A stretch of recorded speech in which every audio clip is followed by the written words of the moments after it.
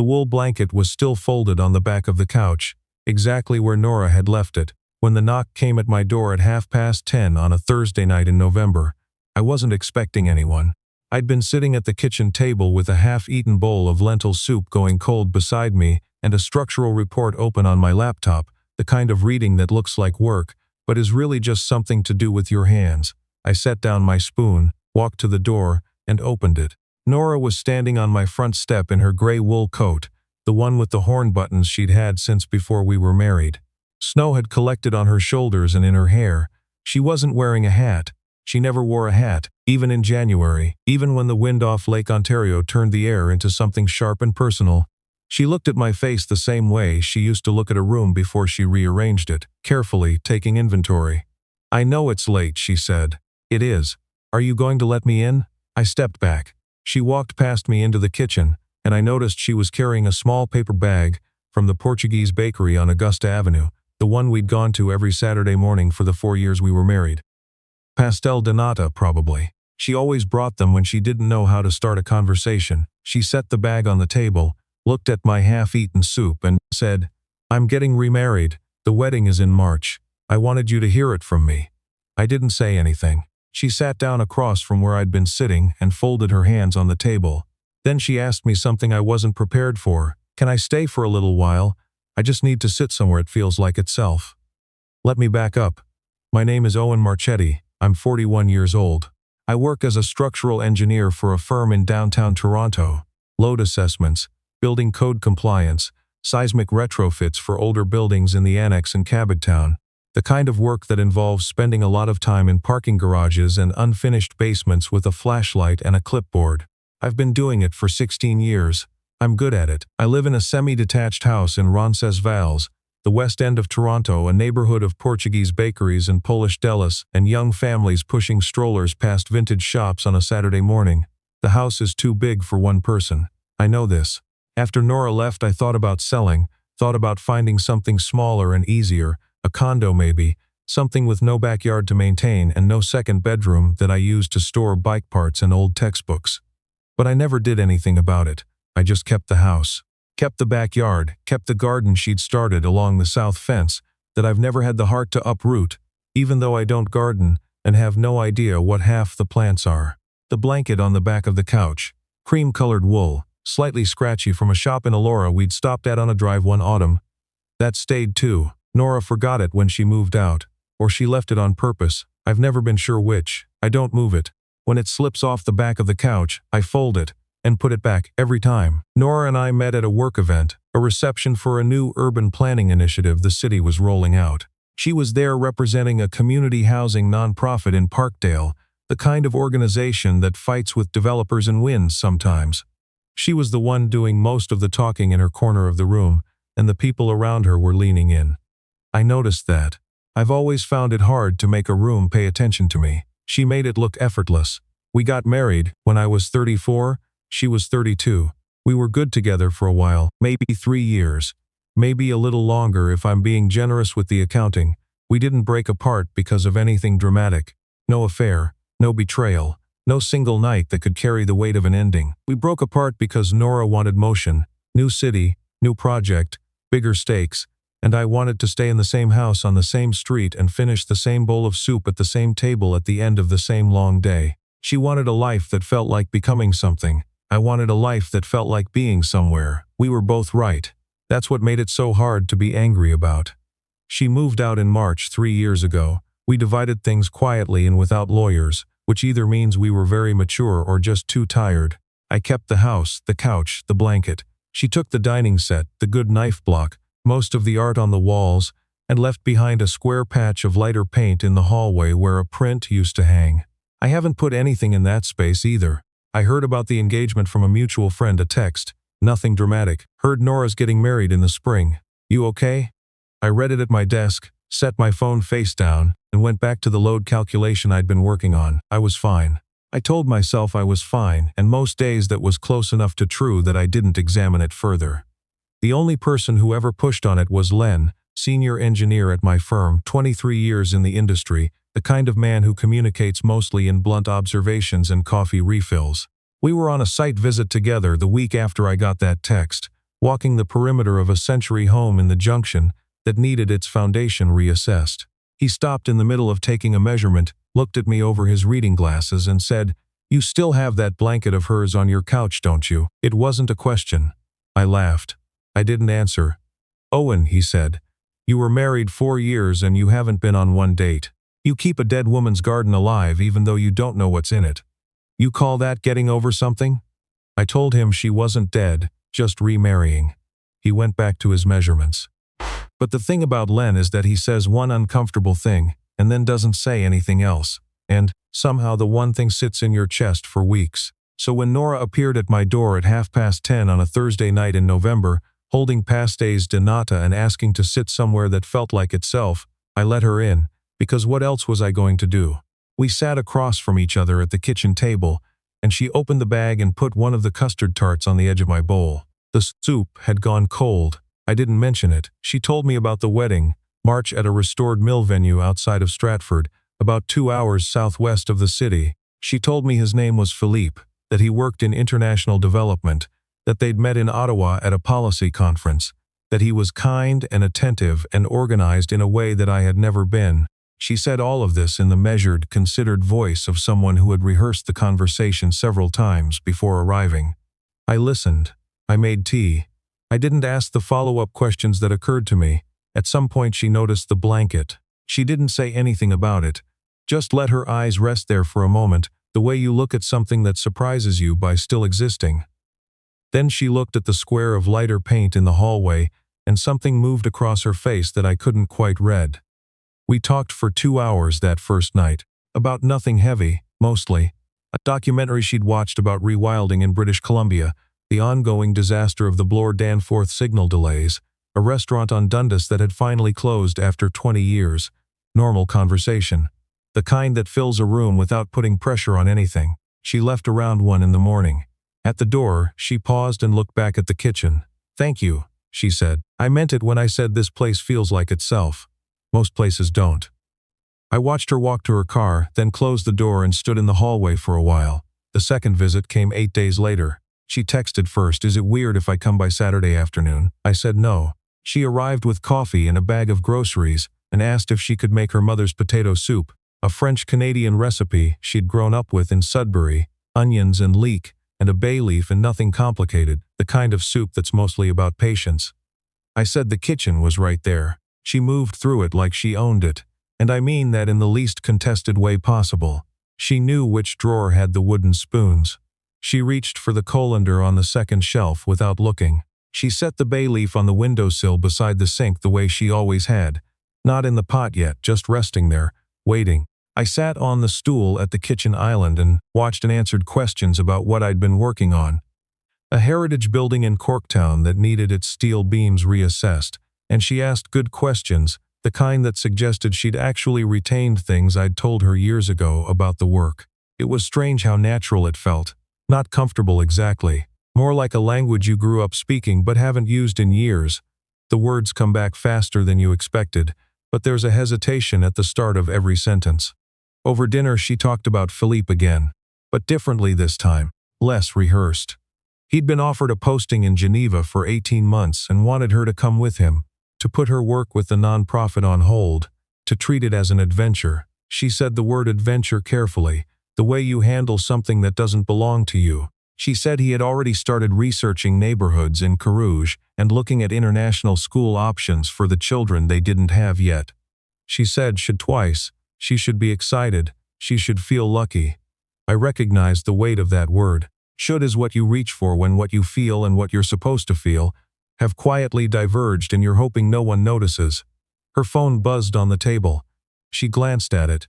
Philippe, she silenced it and set it face down and put both hands around her soup bowl and stared into it for a moment. "He just wants to know my ETA," she said. I didn't say anything. She left an hour later. The bay leaf was still on the windowsill. I found it there the next morning and left it. The third visit she didn't bring anything. She just texted, coming by with no question mark, and I left the side door unlocked. That was when I started to understand that these visits weren't really about the soup or the pastries or the things we'd once watched together on that couch. She was mapping something, checking coordinates, returning to a fixed point, to see if the reading was still the same. I mentioned it to Len on a Tuesday morning, standing at the coffee station in the office hallway. He listened without interrupting, which is unusual for him. "Your ex-fiancée is engaged to someone else," he said, "and she's coming over to make soup in your kitchen. My ex-wife, right?" He poured his coffee. "Owen, you're buying flowers from that stand on Roncesvalles every week, and you don't even have a plant in the house. I hadn't thought about that." The flowers. I'd been stopping on my way home on Thursdays and picking up whatever was in season. Late dahlias in October, then eucalyptus, then something with small white blooms I couldn't name. I'd told myself it was because the kitchen table looked bare. But Nora had always kept a small vase of something there when we were married. She said it made the house feel inhabited. Len looked at me the same way he looks at a load-bearing wall that's been modified by someone who didn't know what they were doing. "You know where this is going," he said. I told him we were just old friends reconnecting before her big life change. He walked back to his office without responding. Then Philippe walked into my house. It was a Sunday in December, mid-afternoon. Nora and I were sitting in the living room with mugs of tea, and she was telling me about a new housing project the nonprofit was fighting for in Parkdale. A long-term care conversion that had been stalled in city committee for 2 years. She was animated in a way I hadn't seen during any of our other conversations. Real animation, the kind that lives in her hands and her voice at the same time, not performed. The winter light was flat and gray through the front windows, the kind of December afternoon that feels timeless in the way only Toronto winter afternoons do. I heard the front door open. I'd given Nora a key during our marriage and never asked for it back. It hadn't occurred to me to ask, and it hadn't occurred to her to offer, and somehow that exchange had never happened in 3 years. Philippe walked through the front hall into the living room, the way men who own property walk through spaces that aren't theirs. He was tall, well-dressed in a way that was deliberate without being showy, and he carried himself with the particular composure of someone who has learned to enter rooms as a professional skill. He worked in international development and policy, and it showed, the posture, the handshake, the practiced neutrality of his expression as he took in the scene. He looked at Nora. He looked at me. He looked at the blanket on the couch. He sat down in the armchair across from us without being invited and started talking about the Geneva opportunity, addressing me more than Nora, framing it as a shared excitement, using the word "we" in every sentence. His French-Canadian accent came and went in a way that suggested he'd learned early in life that it was more useful in some rooms than others. He described the apartment they'd been offered, the walking distance to the lake, the caliber of the international community there, the professional contacts Nora would make. But he was describing a life the way you describe a portfolio. He talked for 20 minutes. And for 20 minutes Nora said almost nothing. She had put her mug down on the coffee table and folded her hands in her lap, and was looking at a point just past his left shoulder, with the expression of someone who has heard this particular speech enough times that she no longer needs to follow it closely. At one point he paused, glanced at her, and said pleasantly, "You haven't told Owen about the house yet, have you? The Westmount property?" Nora's jaw tightened just slightly, just for a second. "We haven't decided on that," she said.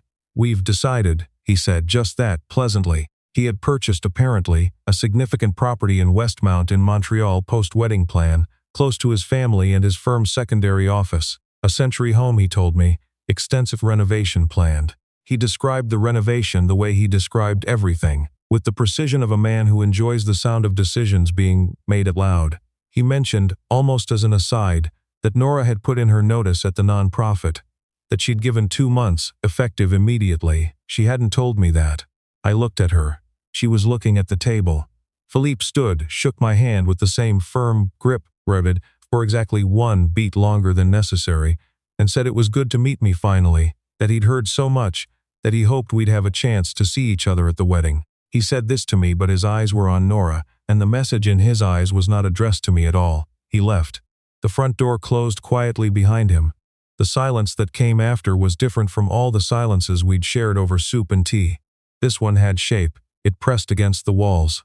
Nora didn't move for a long time. Then she said very quietly, "I wasn't going to tell you about the notice. I wasn't ready to say it out loud." I asked her one question, just one. The Geneva posting, the Montreal house, the notice at work. Did any of those start with "What do you want, Nora?" She didn't answer. She picked up her coat from the hook by the door, and then she stopped in the living room. She stood in front of the couch, and she looked at the blanket for a long time. Then she reached out and pressed her palm flat against the wool, the way you put your hand against something to confirm it's warm. She said, without turning around, "You want to know something? I have lived in that Westmount house on paper for 6 months, and I can't tell you which cabinet the mugs are in. I've never cooked a single meal in that kitchen. Philippe has a housekeeper, and the kitchen is hers, and I am a guest in it." She picked up her bag and walked out. I stood in the living room for a long time after she left. The blanket was still on the couch, slightly rearranged where her hand had pressed into it.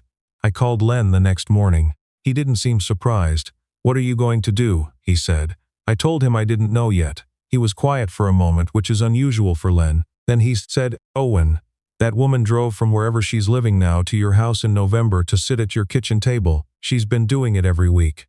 You know what she was looking for when she knocked on that door." I knew. I'd known for a while. I just hadn't let myself hold the knowledge steadily.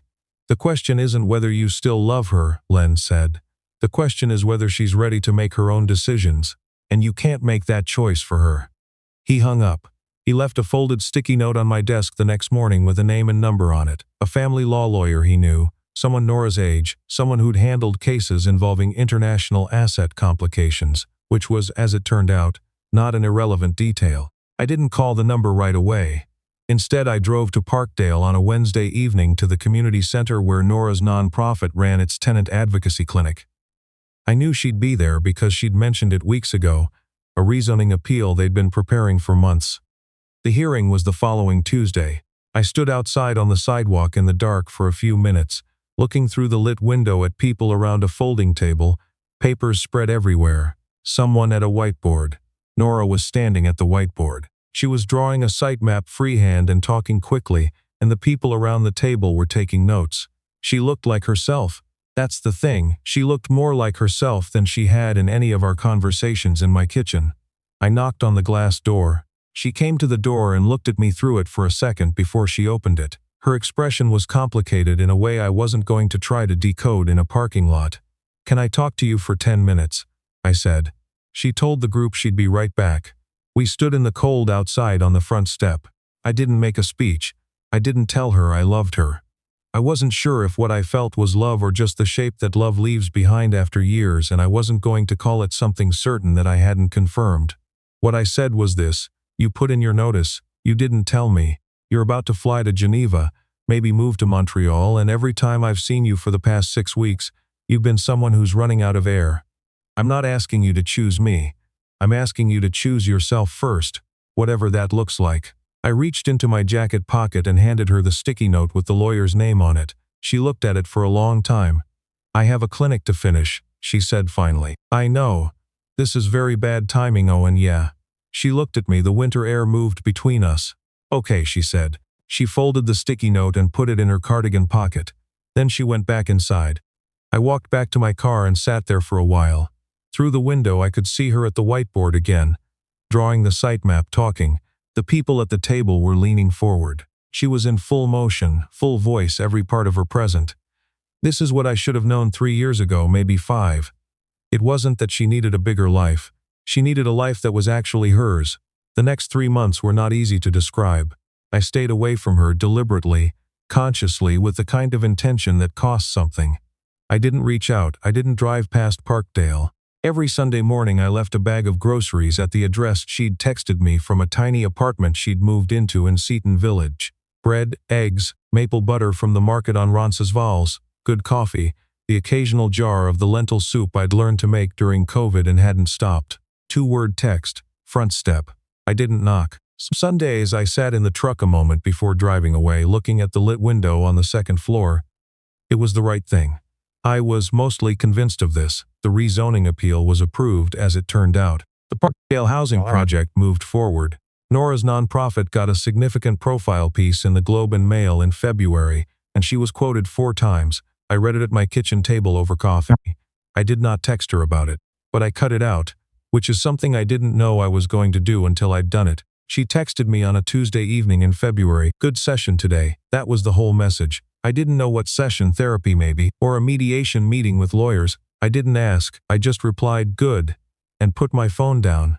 Then in March, a week before what would have been the wedding date, she sent me a photo. It was her kitchen table, small wood, a single chair visible. On the table was a mug, cream-colored with a narrow band of blue around the rim. I stared at that photo for a long time. Then I looked up at the blanket on the back of my couch. I texted back, "Where did you find that?" She replied, "There's a ceramics market at Evergreen Brick Works on weekends. Same color. I thought you should know." I smiled. I hadn't done that in months, in a way that surprised me. The settlement was finalized in April. Nora's name was never on the Westmount property. The Geneva posting became a solo Philippe production. He tried, through his lawyer, to complicate the process, but he had overestimated his leverage and underestimated hers. The lawyer Len had recommended was, as Len said, not someone who scared easily. I heard later from a mutual colleague that Philippe had proposed to someone else by autumn, which did not surprise me, and said more than I intended to about how he'd always understood the relationship. Nora called me on a Saturday morning in May. Not a text, a call. "I'm at Brickworks," she said. "The market's good this week, and I'm craving the potato soup." "The leek's in season," I said. "I'll get some." She came over an hour later, with a canvas bag and a leek and a small bunch of something green I didn't recognize. She held up the unfamiliar green thing and said, "Sorrel. Galina, she's a Ukrainian woman at the market who gives unsolicited cooking advice. She said it goes in the soup at the." "You're taking cooking advice from a stranger at a farmer's market." She was very convincing. I stepped back from the door. She walked in. Everything was the same and completely different. She moved through the kitchen the same way. The wooden spoon on the left, the colander on the second shelf.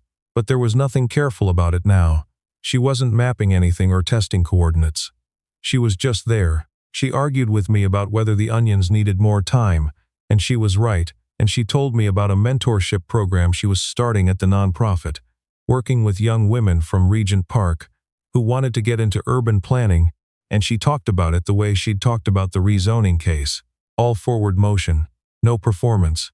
She laughed at something I said and didn't look like someone managing the volume of her own enjoyment. At the sink afterward, doing dishes the way we always had. She washed, I dried, she passed me bowls one by one, and we worked in the old rhythm. Then she handed me the mug, the new one, the cream one, with the blue rim from the ceramics market. She didn't say anything, neither did I. I dried it and set it on the shelf beside the one that had been there since we were married. 2 mugs. Same color, different hands. She noticed after a moment that I'd cut out the globe piece. It was on the fridge under a magnet. She stood there looking at it for a little while with her arms crossed, and didn't say anything, but something in her face shifted the way daylight shifts when cloud moved through. That was May. By July she was spending most weekends at the house.